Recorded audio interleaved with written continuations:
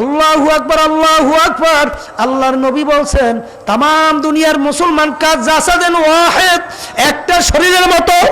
একটা শরীরের ডান হাতে যদি আঘাত করা হয়, বাবারে বাম হাত সহ তাম শরীরের ভিতরে ব্যথা পাওয়া যায়।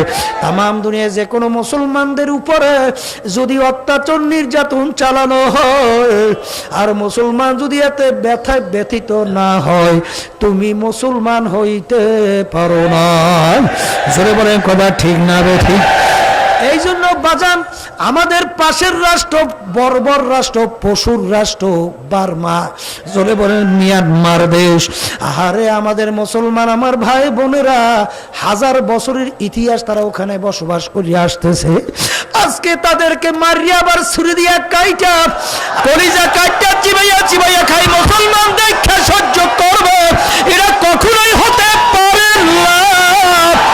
এই জন্য আমার মুসলমান বাবাদেরকে বলবো, পর্দার আড়ালের মা বোনদেরকে বলবো, বাজান এর পাশে সুখী দুঃখের পাশে আমাদের দাঁড়ানো দরকার আছে না না? যদি থাকে ইসলামী আন্দোলন বাংলাদেশ, আল্লাহর ফজল ও করমে আমরা সামনের মাস আসতেছে, কি মাস? এই ডিসেম্বর মাস 18 ডিসেম্বর ঢাকার প্রেস ক্লাবের সামনের থেকে আল্লাহর ফজল করব আমরা লং মার্চ করিয়া মিয়ানমার অভিমুখে রওনা করব। কে কে রাজি আছেন হাত উঠাও।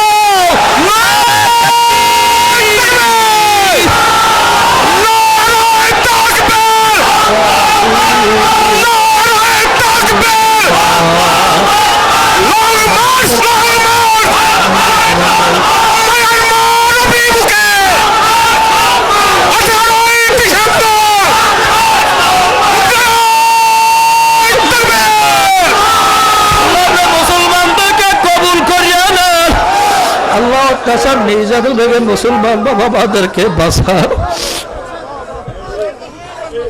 আল্লাহু আল্লাহ আল্লাহু আল্লাহ।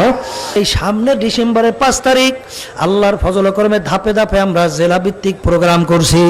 আমরা প্রতিবাদ জানাইতেছি, আমাদের বাংলাদেশ সরকারকে আমরা আবারও অনুরোধ করব, আজকে চীন বিজাতি রাষ্ট্র, তারা যদি মানবতার দিকে তাকাইয়া তাদের বর্ডার যদি উন্মোচন করার পরে তাদেরকে যদি আশ্রয় প্রশ্রয় দিতে পারে, আমাদের বাংলাদেশে 92 জন মুসলমান আর আজকে রোহিঙ্গা, আল্লাহু আকবার, নির্যাতিত আমার মা বোনেরা, আল্লাহু আকবার আমার ভাইরা, বাংলাদেশের বর্ডার খুলে দেওয়া হোক, বাংলাদেশের বর্ডার খুলে দেওয়া হোক, বাংলাদেশের বর্ডার খুলে দেওয়া হোক, তাদেরকে আশ্রয়ের ব্যবস্থা করা হোক।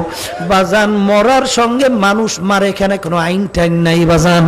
এই জন্য সরকারকে উদাত্ত আহ্বান জানাবো, আপনারা স্বাধীনতা যুদ্ধের কথা কেন ভুলে গেলেন? যখন স্বাধীনতা যুদ্ধ শুরু হয়েছিল আমাদের পাশের রাষ্ট্র ভারত কিন্তু বর্ডার খুলছিল, সেই কথা ভুলে গেছে।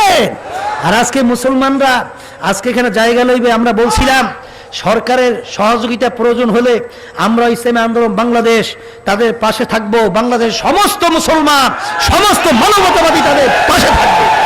তারপরে তাদেরকে আশ্রয় প্রশ্রয় দেওয়ার জন্য আমি সরকারকে উদাত্ত আহ্বান জানাবো। কি আমাদের দাবি কি ন্যায্য না অন্যায্য? ন্যায্য হয় সরকারকে বলবো যে আপনার আল্লাহর রাস্তায় আমাদের দাবি কি মানবেন।